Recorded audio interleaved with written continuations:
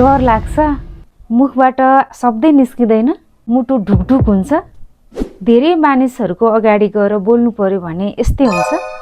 एकैछिन यो विषयमा कुरा गरौँ है त। धेरै व्यक्तिहरूलाई बोल्न डर लाग्नुको कारण बोल्न नजान्नु होइन, मेरो कुरा गलत भयो भने, मैले बोलेको मिलेन भने, अथवा म अड्किए भने भन्ने विभिन्न कौतूहलताले बोल्नु अगाडि नै हामी डराउन थाल्छौँ। एउटा कुरा हामीले जहिले पनि याद राख्नुपर्छ, हरेक व्यक्ति बोल्न जान्ने हुनुभन्दा अगाडि बिगनर नै हुन्छ अथवा सिकारु नै हुन्छ। एकैचोटि बोल्न जान्ने भएको त होइन। पहिलोचोटि नै पर्फेक्ट बोल्नु पर्दैन, गल्ती हुन्छ, शब्द अड्किन्छ, आवाज काप्न सक्छ। यस्तै गल्ती गर्दै गर्दै जाँदा हाम्रो कन्फिडेन्ट लेभल बढ्दै जान्छ। त्यसैले आज एउटा संकल्प गरौँ र बोल्न थालौँ।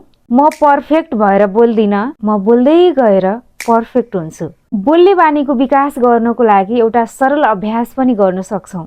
ऐना अगाडि जाने र कुनै विषयमा ऐना अगाडि आफ्नो आकृति हेर्दै बोल्ने। कन्फिडेन्ट लेभल बोलिसकेपछि आउँदैन, बोल्न थालेपछि आउँछ।